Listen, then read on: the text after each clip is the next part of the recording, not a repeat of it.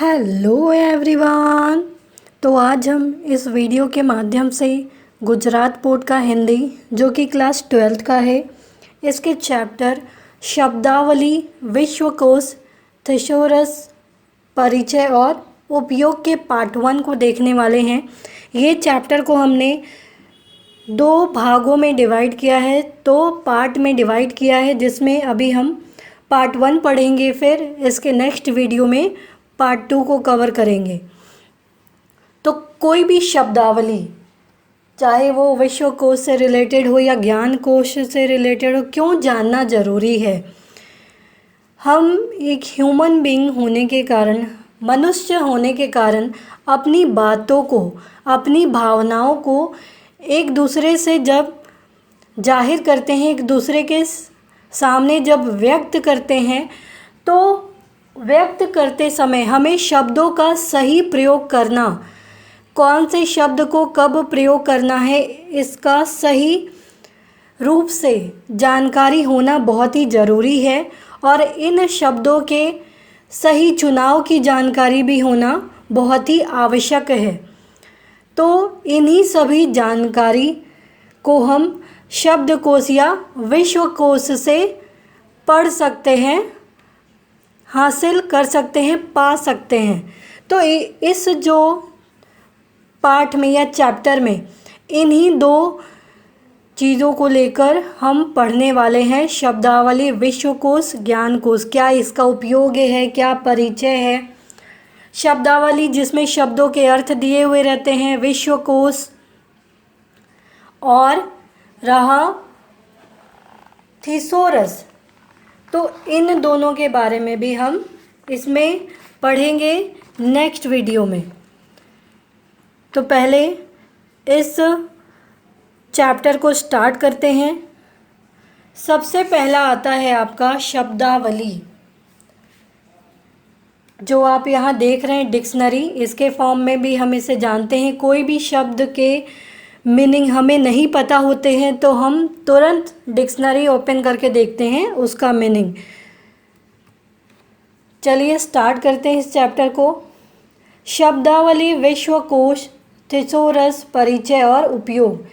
एक पार्ट को हम लोग इसमें कवर करेंगे, सेकंड पार्ट को दूसरे पार्ट में, दूसरे भाग में कवर करेंगे।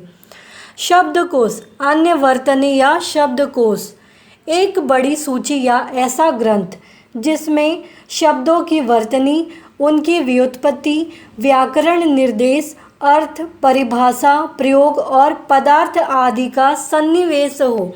मतलब इन सभी चीज़ों से मिलकर बना हुआ हो। क्या क्या चीज़ से? वर्तनी,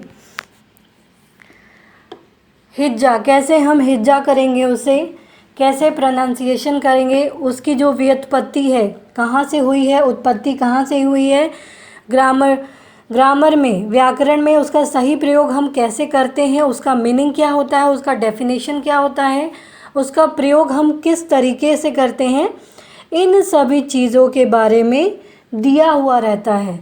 शब्दकोश एक भाषीय हो सकते हैं, द्विभाषिक हो सकते हैं या बहुभाषिक हो सकते हैं। अधिकतर शब्दकोशों में शब्दों के उच्चारण के लिए भी व्यवस्था होती है, जैसे अंतर्राष्ट्रीय ध्वन्यात्मक लिपि में, देवनागरी में या ऑडियो संचिका के रूप में। कुछ शब्दकोशों में चित्रों का सहारा भी लिया जाता है। अलग अलग कार्य क्षेत्रों के लिए अलग अलग शब्दकोश हो सकते हैं, जैसे विज्ञान शब्दकोश, चिकित्सा शब्दकोश, विधिक यानी कानूनी शब्दकोश, गणित का शब्दकोश आदि। तो शब्दकोश में हम शब्दों के बारे में, उसकी वर्तनी के बारे में, उत्पत्ति कहाँ से हुई है, सही तरीके से उसका प्रयोग करना, उसका अर्थ जानना, परिभाषा जानना, उसका प्रयोग करना, इन सभी चीज़ों का मिला रूप होता है।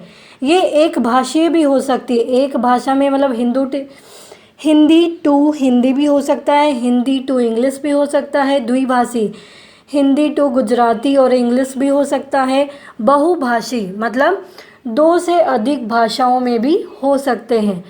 इसमें अधिकतर शब्दकोशों में शब्दों के उच्चारण के लिए भी व्यवस्था होती है, जैसे अंतर्राष्ट्रीय ध्वन्यात्मक लिपि में, देवनागरी में या ऑडियो संचिका के रूप में, ऑडियो के रूप में भी होती है। कोई भी शब्द को जब हम देखते हैं डिक्शनरी में तो शब्द के बाजू में लिखा रहता है कि इस शब्द को कैसे हम सही तरीके से उच्चारण कर सकते हैं या करेक्ट इसका प्रोनाउंसिएशन क्या होता है। तो इसमें इसके अलावा शब्दकोशों में चित्रों का सहारा भी लिया जाता है। अलग अलग कार्य क्षेत्रों के लिए अलग अलग शब्दकोश होते हैं जिससे कोई भी शब्द को ढूंढना मुश्किल ना होकर आसान हो जाए। जैसे विज्ञान शब्दकोश हो सकते हैं, चिकित्सा शब्दकोश, कानूनी शब्दकोश और गणित का शब्दकोश इत्यादि। सभ्यता और संस्कृति के उदय से ही मानव जान गया था कि भाव के सही संप्रेषण के लिए सही अभिव्यक्ति आवश्यक है। सही अभिव्यक्ति के लिए सही शब्द का चयन आवश्यक है। सही शब्द के चयन के लिए शब्दों के संकलन आवश्यक है। शब्दों और भाषा के मानकीकरण की आवश्यकता समझकर आरंभिक लिपियों के उदय से बहुत पहले ही आदमी ने शब्दों का लेखा जोखा रखना शुरू कर दिया था। इसके लिए उसने कोश बनाना शुरू किया। कोश में शब्दों को इकट्ठा किया जाता है। सभ्यता और संस्कृति का जब उदय हुआ तभी से मानव जान गया कि उसको अपने भाव को, अपने फीलिंग को सही तरीके से अभिव्यक्त करने की आवश्यकता होती है एक दूसरे को, ताकि अच्छे तरीके से समझाया जा सके। और सही अभिव्यक्ति के लिए सही शब्दों का चयन भी आवश्यक है। तो इसमें सही शब्द के चयन के लिए जो भी शब्द दिए रहते हैं उनका संकलन किया जाता है। शब्दों और भाषा के मानकीकरण यानी उसका विकास, मानकीकरण यानी उसका विकास करना, तो उसकी आवश्यकता समझकर आरंभिक लिपियों के उदय से पहले ही, जब लिपियों का आरंभ हुआ, उदय हुआ, उससे पहले ही आदमी ने शब्दों का लेखा जोखा रखना शुरू कर दिया। इसके लिए उसने कोश बनाना शुरू किया और कोश में शब्दों को इकट्ठा किया जहाँ उसके मीनिंग दिए हुए रहते हैं। शब्दकोश हमारे परिचित भाषाओं के कोशों में ऑक्सफोर्ड इंग्लिश डिक्शनरी के परिशीलन में उपयुक्त समस्त शब्दों का या उसका उत्कृष्ट निर्देशन देखा जा सकता है। उसमें शब्दों के सही उच्चारण का संकेत चिन्हों से विशुद्ध और परिनिष्ठित बोध भी कराया है। यूरोप के उन्नत और समृद्ध देशों की प्रायः सभी भाषाओं में विकसित स्तर की कोश विद्या के आधार पर उत्कृष्ट, विशाल, प्रामाणिक, संपन्न कोशों का निर्माण हो चुका है और उन देशों में कोश निर्माण के लिए ऐसे स्थायी संस्थान प्रतिष्ठापित किए जा चुके हैं जिनमें आबाद गति से, बिना रुके हुए, कंटिन्यूअसली गति से सर्वदा कार्य चलता रहता है। लब्ध प्रतिभा और प्रतिष्ठा और बड़े बड़े विद्वानों का सहयोग तो उन संस्थानों को ही मिलता ही है। जागरूक जनता भी सहयोग देती है। अंग्रेजी डिक्शनरी तथा अन्य भाषाओं में निर्मित कोशकारों की रचना विधानमूलक वैशिष्ट्यों का अध्ययन करने से अद्यतन कोशों में निम्न निर्दिष्ट बातों का अनुपयोग या अनुयोग आवश्यक है। तो शब्दकोश में इसका बहुत ही अच्छा उदाहरण है ऑक्सफोर्ड इंग्लिश डिक्शनरी, जिसमें बहुत ही बेहतरीन तरीके से इसका प्रदर्शन हुआ है शब्दों को लेकर। कितने अच्छे तरीके से उसमें उसके मीनिंग विथ डिटेल और व्याकरण का सही उपयोग उदाहरण के माध्यम से समझाया गया है। उसके सही उच्चारण क्या होते हैं, सही संकेत चिन्ह क्या होते हैं, किस तरीके से हम उसे सही प्रयोग करेंगे, इन सभी चीज़ों से बोध कराया जाता है, हमें बताया जाता है। यूरोप के उन्नत और समृद्ध देशों की प्रायः सभी भाषाओं में विकसित स्तर की कोश विद्या के आधार पर उत्कृष्ट, विशाल, प्रामाणिक, संपन्न कोशों का निर्माण हो चुका है। यूरोप के उन्नत और समृद्ध जो डेवलप्ड देश हैं उनमें सभी भाषाओं में कोश विद्या को निर्मित किया गया है, शब्दावली शब्दकोश को निर्मित किया गया है, जिसका जो आधार है वो उत्कृष्ट है, विशाल है, प्रामाणिक है। संपन्न कोशों का निर्माण इनके आधार पर किया गया है। बहुत ही बेहतरीन तरीके से उसमें कार्य किया गया। विशाल बहुत बड़ा है, प्रामाणिक यानी प्रमाण के आधार पर इन कोशों को संपन्न किया गया है निर्माण करके। उन देशों में कोश निर्माण के लिए ऐसे अस्थायी संस्थान प्रतिष्ठापित किए जा चुके हैं जिनमें अबाध गति से सर्वदा कार्य चलता रहता है। यहाँ इन देशों में कोश निर्माण के लिए इंस्टीट्यूट बनाया गया है, स्थायी संस्थान बनाए गए हैं जिसमें अबाध गति से बिना रुके हुए कार्य हमेशा चलता रहता है। यहाँ बड़े बड़े विद्वानों का सहयोग मिलता है, जनता के द्वारा सहयोग मिलता है, जागरूक जनता के द्वारा सहयोग मिलता है। और अंग्रेजी डिक्शनरी में जो भाषाओं में निर्मित कोशकार है वो रचना विधान मूलक वैशिष्ट्यों का अध्ययन करने से, इन सभी कोशकारों का अध्ययन करने से अद्यतन मतलब हम सभी लोग अपडेट रहते हैं। किन किन चीज़ों से, आइए देखते हैं। उच्चारण सूचक संकेत चिन्हों के माध्यम से शब्दों के स्वरों व्यंजनों का पूर्णतः शुद्ध और परिनिष्ठित उच्चारण स्वरूप बताना और स्वराघात बलाघात का निर्देश करते हुए यथासंभव उच्चार्य अंशों के अक्षरों की बद्धता और अबद्धता का परिचय देना।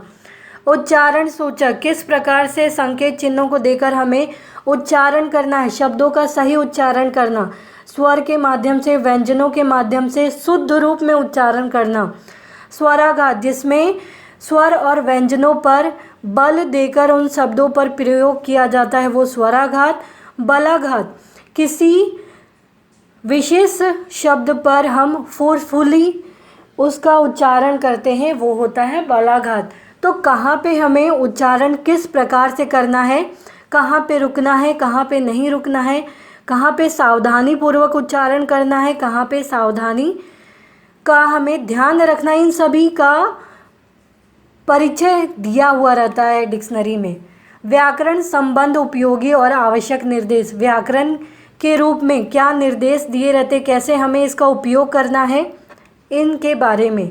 शब्दों की इतिहास संबंध वैज्ञानिक व्युत्पत्ति प्रदर्शित करना, शब्दों के इतिहास, कहाँ से ये शब्द आए हैं, कहाँ से इसकी उत्पत्ति हुई है, इसके बारे में। परिवार संबंध अथवा परिवार मुक्त निकट या दूर के शब्दों के साथ शब्द रूप और अर्थ रूप का तुलनात्मक पक्ष उपस्थित करना।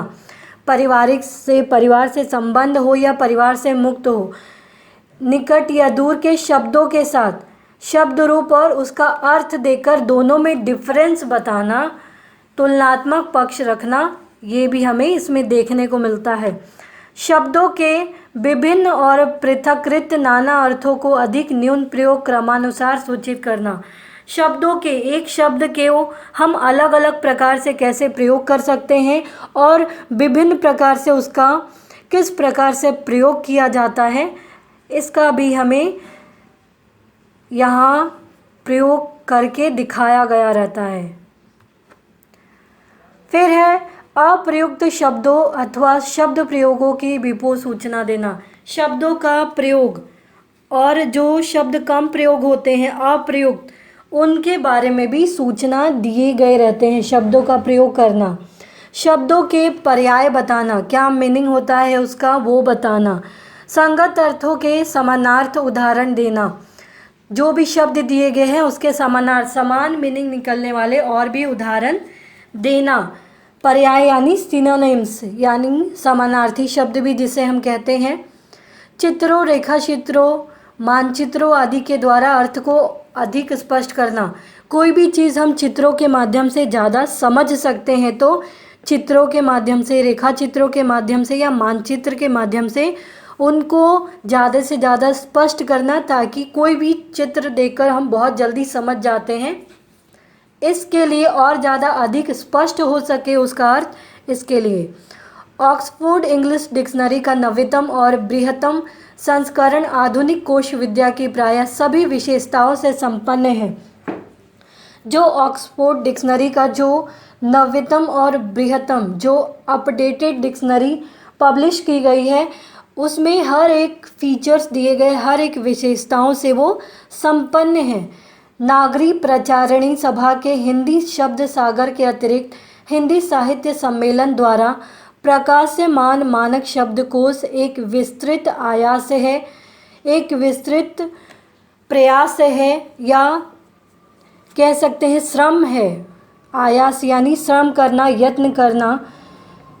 हिंदी कोश कला के लब्ध प्रतिष्ठित संपादक रामचंद्र वर्मा के नागरी प्रचारिणी सभा के हिंदी शब्द सागर के अतिरिक्त इसमें हमको देखने को मिलता है कि हिंदी साहित्य सम्मेलन के द्वारा शब्दकोशों का, मानक शब्दकोशों का और विस्तार किस प्रकार से किया गया है। इसके जो हिंदी कोश कला के संपादक है रामचंद्र वर्मा के इस प्रशंसनीय कार्य का उपजीव्य भी मुख्यतः शब्द सागर ही है। उपजीव्य जहाँ से जीवन का स्टार्ट होता है, जीवन की शुरुआत होती है, उसका मूल कलेवर तात्विक रूप में शब्द सागर से ही अधिकांशतः परिकलित किया गया है, लिया गया है। हिंदी के अन्य कोशों में भी अधिकांश सामग्री इसी कोश से ली गई है, बहुत मुख्यतः संस्कृत कोशों से और यदा कदा अन्यत्र से शब्दों और अर्थों को आवश्यक और अनावश्यक रूप से ढंस दिया गया है। ज्ञान मंडल के बृहत हिंदी शब्दकोश में पेटे वाली प्रणाली की शुरुआत की गई है, परंतु वह पद्धति संस्कृत के कोशों में जिनका निर्माण पश्चिमी विद्वानों के प्रयास से आरंभ हुआ था, सैकड़ों वर्षों पूर्व से प्रचलित हो गई है, पर आज भी नव्य या आधुनिक भारतीय भाषाओं के कोश या उस स्तर तक नहीं पहुंच पाए जहां तक ऑक्सफोर्ड इंग्लिश डिक्शनरी अथवा रूसी, यहाँ रॉन्ग दिया है, रूसी, अमेरिकन, जर्मन, इटली, फ्रांसीसी आदि भाषाओं के उत्कृष्ट और अत्यंत विकसित कोश पहुंच चुके हैं। कोश रचना के ऊपर वर्णित विधा को हम साधारणतः सामान्य भाषा शब्दकोश कह सकते हैं। इस प्रकार शब्दकोश एक भाषी, द्विभाषी, त्रिभाषी और बहुभाषी भी होते हैं। बहुभाषी शब्दकोशों में तुलनात्मक शब्दकोश भी यूरोपीय भाषाओं में ऐतिहासिक और तुलनात्मक भाषा विज्ञान की प्रौढ़ उपलब्धियों से प्रमाणीकृत रूप से निर्मित हो चुके हैं। इनमें मुख्य रूप से भाषा वैज्ञानिक अनुशीलन करना या गंभीर अध्ययन करना और शोध के परिणाम स्वरूप उपलब्ध सामग्री का नियोजन किया गया है। ऐसे तुलनात्मक कोश भी आज बन चुके हैं जिनमें प्राचीन भाषाओं की तुलना मिलती है। ऐसे भी कोश प्रकाशित हैं जिनमें एक से अधिक मूल परिवार की अनेक भाषाओं के शब्दों का तुलनात्मक परिशीलन किया गया है। तो इसमें हम देखते हैं कि ऑक्सफोर्ड इंग्लिश डिक्शनरी है, उसमें कैसा ग्रंथ है ये इसमें बहुत ही उत्कृष्ट प्रदर्शन किया गया है, प्रस्तुतिकरण किया गया है। इसका बहुत बृहत्तम संस्करण हम कोश विद्या की सभी विशेषताओं से ये संपन्न होते हैं, ये हमने पढ़ा। इसी तरह हमने ये भी देखा कि नागरी प्रचारिणी सभा के हिंदी शब्द सागर तथा हिंदी साहित्य सम्मेलन द्वारा प्रकाशमान्य मानक शब्दकोश एक उल्लेखनीय इनका प्रयास रहा। उसके बाद हिंदी कोश कला के संपादक कौन थे? रामचंद्र वर्मा के इस कार्य का उपजीव्य भी शब्द सागर ही है। हिंदी के अन्य कोश की अधिकांश सामग्री हम हिंदी जो डिक्शनरी होती है उसमें हम अधिकांश सामग्री इसी कोश से ली गई है, यानी शब्द सागर से। इसमें हम देखते हैं कि ज्ञान मंडल या हिंदी कोश में पेटे वाली प्रणाली की शुरुआत की गई थी, पर भारतीय भाषाओं के कोश, जो भारतीय भाषाओं की जो डिक्शनरी कोश है, उस स्तर तक नहीं पहुंच पाए, उस लेवल तक नहीं पहुंच पाए जहां तक ऑक्सफोर्ड इंग्लिश डिक्शनरी अथवा और भी दूसरी भाषाएं पहुंच चुकी है। तो इस प्रकार से हमने ये सब देखा कि कैसे ये जो ऑक्सफोर्ड डिक्शनरी है, ये जो ऑक्सफोर्ड की इंग्लिश डिक्शनरी है, ये रूसी, अमेरिकन, जर्मन, इटली, फ्रांसीसी, इन सभी भाषाओं के उत्कृष्ट और अत्यंत विकसित कोश पहुंच चुके हैं। ऑक्सफोर्ड इंग्लिश डिक्शनरी ये हर जगह फेमस है। ये एक भाषी, द्विभाषी, त्रिभाषी, बहुभाषी में होते हैं, इतने भाषाओं में भी ये होते हैं। इसमें हम देखेंगे कि शब्दकोश के विभिन्न रूप आज विकसित हो चुके हैं। अलग अलग प्रकार के शब्दकोश होते हैं, चाहे वो चिकित्सा से संबंधित हो, विज्ञान से संबंधित हो, गणित से संबंधित हो, हर प्रकार के शब्दकोशों को निर्माण या निर्मित किया गया है। उसमें एक भाषा या द्विभाषा या त्रिभाषा या बहुभाषी रूप में कैसे हमारे सामने उसे प्रस्तुत किया गया है। ऐसे भी कोश प्रकाशित है जिनमें एक से अधिक मूल परिवार के अनेक भाषाओं के शब्दों की तुलनात्मक परिशीलन किया गया, तुलनात्मक उसका अध्ययन किया गया है। शब्दकोशों के नाना रूप, क्या क्या प्रकार होते हैं। शब्दकोशों के और भी नाना रूप आज विकसित हो चुके हैं और हो रहे हैं। वैज्ञानिक और अन्य भी विषयों के सामूहिक और उस विषय के अनुसार शब्दकोश भी आज सभी समृद्ध भाषाओं में बनते जा रहे। शब्दकोश जो डिक्शनरी है वो एक लैंग्वेज में नहीं, कितने लैंग्वेज में हमें देखने को मिलता है। शास्त्रों और विज्ञान शाखाओं के पारिभाषिक शब्दकोश भी निर्मित हो चुके हैं और हो रहे हैं। इन शब्दकोशों की रचना एक भाषा में भी होती है, दो या अनेक भाषाओं में भी होती है। कुछ में केवल पर्याय शब्द रहते हैं और कुछ में व्याख्याएं अथवा परिभाषाएं भी दी जाती है। कुछ डिक्शनरी ऐसे होंगे जिसमें सिर्फ उसके मीनिंग दिए हुए रहेंगे और कुछ में उसके डिफाइन और उसको एक्सप्लेन करके भी, उसकी व्याख्या करके भी आपको बतलाया जाएगा। विज्ञान और तकनीकी या प्राविधिक विषयों से संबंध नाना पारिभाषिक शब्दकोशों में व्याख्यात्मक परिभाषाओं तथा कभी कभी अन्य साधनों की सहायता से भी बिल्कुल सही अर्थ का बोध कराया जाता है। दर्शन, भाषा विज्ञान, मनोविज्ञान, समाज विज्ञान और समाज शास्त्र, राजनीतिक शास्त्र, अर्थशास्त्र आदि समस्त आधुनिक विद्याओं के कोश विश्व की विविध संपन्न भाषाओं में विशेषज्ञों की सहायता से बनाए जा रहे हैं और इस प्रकृति के सैकड़ों हजारों कोश भी बन चुके हैं। शब्दार्थ कोश संबंधी प्रकृति के अतिरिक्त इनमें ज्ञान कोशात्मक तत्वों की विस्तृत एवं लघु व्याख्याएं भी सम्मिश्रित रहती हैं। प्राचीन शास्त्रों और दर्शनों आदि के विशिष्ट एवं पारिभाषिक शब्दों के कोश भी बने हैं और बनाए जा रहे हैं। अनेक अतिरिक्त एक एक ग्रंथ के शब्दकोश यथा मानस शब्दावली और एक एक लेखक के साहित्य की शब्दावली भी यूरोप, अमेरिका और भारत आदि में संकलित हो रही है। इनमें उच्च कोटि के कोशकारों ने ग्रंथ संदर्भों के संस्करणात्मक संकेत भी दिए गए हैं। आकारादि, वर्णानुसारी, अनुक्रमणिकात्मक उन शब्द सूचियों का जिनके अर्थ नहीं दिए जाते हैं पर संदर्भ संकेत रहता है, यहाँ उल्लेख आवश्यक नहीं है। यूरोप और इंग्लैंड में ऐसी शब्द सूचियाँ अनेक बनी हैं। तो इसमें मुख्य रूप से हम देखते हैं कि शब्दकोश के विभिन्न रूप आज विकसित हो चुके हैं। वो कौन कौन से हैं, जैसे शास्त्र और विज्ञान शाखाओं के पारिभाषिक शब्दकोश देखने को मिलते हैं। दर्शन, भाषा विज्ञान, मनोविज्ञान, समाज विज्ञान, समाज शास्त्र, राजनीति शास्त्र, अर्थशास्त्र तथा चिकित्सा शास्त्र आदि शब्दकोशों का निर्माण हम विभिन्न भाषाओं में देखते हैं। इन सभी में उच्च कोटि के कोशकारों ने ग्रंथ संदर्भों के संस्करणात्मक संकेत भी दिए गए हैं। आकार आदि, अ से स्टार्ट होने वाले वर्णानुसारी, कैसे हम कोई भी डिक्शनरी को जब खोलते हैं तो उसमें सीरीज वाइज दिया रहता है। पहले ए से जितने भी वर्ड आएंगे, फिर बी से जितने भी वर्ड आएंगे, ये सारे दिए हुए रहते हैं। यूरोप और इंग्लैंड में भी ऐसी शब्द सूचियाँ बहुत सारी बनी हैं।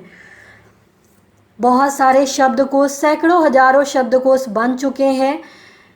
इसमें इसके अतिरिक्त हम इसमें भी देखते हैं कि शब्दार्थ कोश से संबंधित जो इसकी प्रकृति के अतिरिक्त इनमें ज्ञान कोशात्मक तत्वों की भी विस्तृत या लघु व्याख्याएं दी रहती हैं। डिटेल में या शॉर्ट में इनकी जो व्याख्याएं हैं एक्सप्लेन किया हुआ रहता है। तो किस तरीके से कैसे विकसित हुई है, कौन कौन से क्षेत्र में, हर एक क्षेत्र में किस प्रकार से विकसित हो रही है, कितनी भाषाओं में विकसित हो रही है, ये हमने इसमें देखा। शेक्सपियर द्वारा प्रयुक्त शब्दों की ऐसी अनुक्रमणिका परम प्रसिद्ध है। वैदिक शब्दों की और ऋक् संहिता में प्रयुक्त पदों की ऐसी शब्द सूचियों के अनेक बनी। शेक्सपियर द्वारा प्रयुक्त शब्दों की ऐसी अनुक्रमणिका परम प्रसिद्ध है। वैदिक शब्दों की और ऋक् संहिता में प्रयुक्त शब्दों की ऐसी शब्द सूचियों के अनेक संकलन पहले ही बन चुके हैं। व्याकरण महाभाष्य की भी एक ऐसी शब्दानुक्रमणिका प्रकाशित है, परंतु इनमें अर्थ न होने के कारण यहाँ उनका विवेचन नहीं किया जा रहा है, यहाँ उनका डिटेल में हम नहीं पढ़ रहे हैं। तो शेक्सपियर के द्वारा प्रयुक्त जो शब्द है उसको भी अनुक्रमणिका एक क्रम के अनुसार डिटेल में बतलाया गया है। वैदिक शब्द हो, जो ऋग्वेद धर्म से रिलेटेड जो शब्द हो, उसके बारे में भी कैसे शब्द सूचियाँ दी गई हैं उनका भी संकलन किया गया है। व्याकरण महाभाष्य हो, इसकी भी शब्द अनुक्रमणिका दी गई है, प्रकाशित किया गया है, पब्लिश किया गया है, परंतु इसके ज़्यादा से ज़्यादा अर्थ न होने के कारण इसका हम डिटेल में यहाँ से नहीं पढ़ने वाले। तो कितने सारे क्षेत्रों में हमने देखा कि शब्दकोश बनाए गए हैं शब्द क्रम के अनुसार। ज्ञानकोश, कोश की एक दूसरी विद्या ज्ञानकोश भी विकसित की गई है। इसके बृहत्तम और उत्कृष्ट रूप को एनसाइक्लोपीडिया कहा गया है। हिंदी में इसके लिए विश्वकोश शब्द प्रयुक्त और गृहीत हो गया है। ज्ञानकोश, जिसे हम एनसाइक्लोपीडिया कहते हैं, जिसे विश्वकोश के नाम से भी जाना जाता है। यह शब्द बंगाल विश्वकोशकार ने कदाचित सर्वप्रथम बंगाल के ज्ञानकोश के लिए प्रयुक्त किया। उसका एक हिंदी संस्करण हिंदी विश्वकोश के नाम से भी नए सिरे से प्रकाशित हुआ है। हिंदी में वह शब्द प्रयुक्त होने लगा है। यद्यपि हिंदी के प्रथम किशोरोपयोगी ज्ञानकोश को श्री नारायण चतुर्वेदी तथा पंडित श्री कृष्ण वल्लभ द्विवेदी द्वारा विश्व भारती अभिधान दिया गया, तो भी ज्ञानकोश, ज्ञानदीपिका, विश्व दर्शन, विश्वविद्यालय भंडार आदि संज्ञाओं कोशकारों को भी इसमें ज्ञानकोश के लिए किया गया या ज्ञानकोश के लिए हुआ है। स्वयं सरकार भी बाल शिक्षोपयोगी ज्ञान कोशात्मक ग्रंथ का प्रकाशन ज्ञान सरोवर नाम लेकर कर रही है, परंतु एनसाइक्लोपीडिया के अनुवाद में या अनुवाद रूप में विश्वकोश शब्द ही प्रचलित हो गया। उड़िया के एक विशेष विश्वकोश का नाम शब्दार्थानुवाद के अनुसार ज्ञान मंडल भी रखा गया।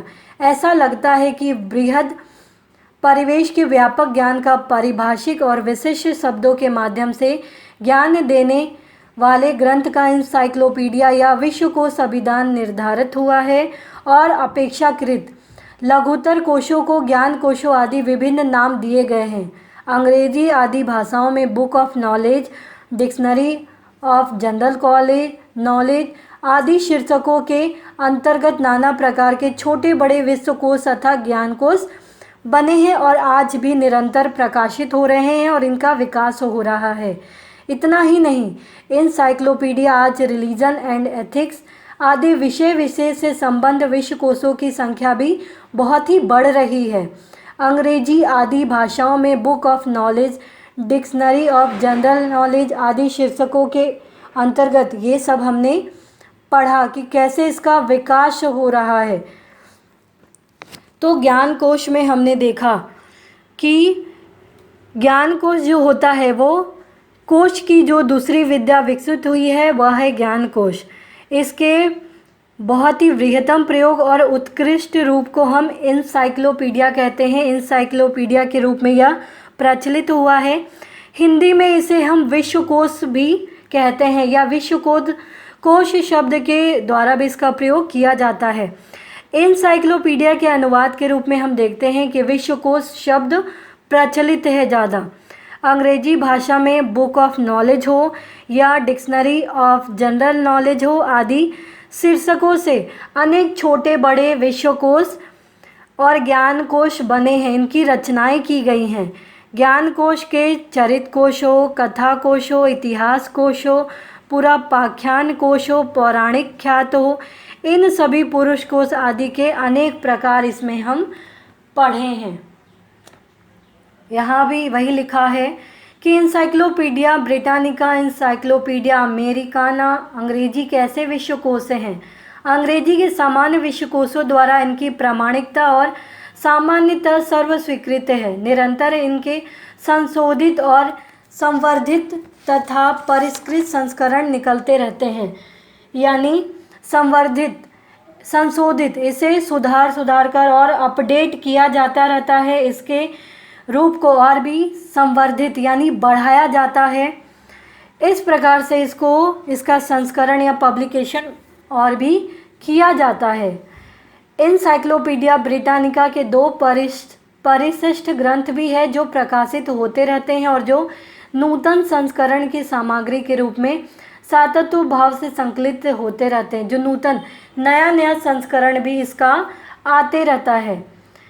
इंग्लैंड में इंसाइक्लोपीडिया के पहले से ही ज्ञान कोशात्मक कोशों के नाना रूप बनने लगे थे। इंग्लैंड में इंसाइक्लोपीडिया से पहले ही जो ज्ञान कोश है वो अनेक प्रकार के बनने लगे थे।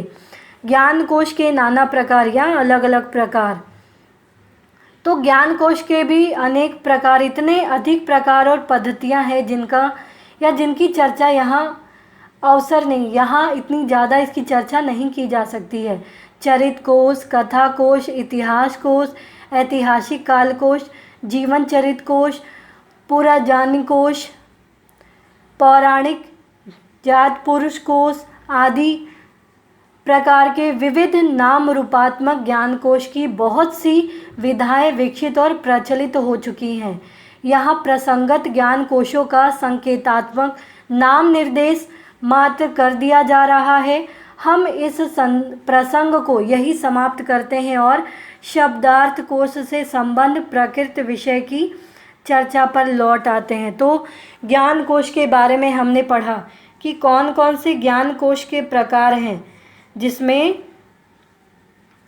कितने तरीके के नाम दिए गए हैं इसमें, जैसे चरित कोश हो, इतिहास कोश हो, कथा कोश हो, ऐतिहासिक काल कोश हो या फिर जीवन चरित कोश हो या पौराणिक कोश हो, ये सभी कोश। तो अगर हम बहुत ही शॉर्ट फॉर्म में समझें तो विश्वकोश या ज्ञान कोश के नाम से भी जानते हैं। ये ऐसी पुस्तक होती है जिसमें विश्व भर की, विश्व से रिलेटेड तरह तरह की जो जानने लायक जो बातें होती है, तरह तरह की बातें जो जानने लायक होती हैं, उन सभी को इसमें सम्मिलित किया जाता है या समावेश उसका होता है। विश्वकोश का अर्थ हम कह सकते हैं कि ज्ञान का समस्त भंडार भी होता है।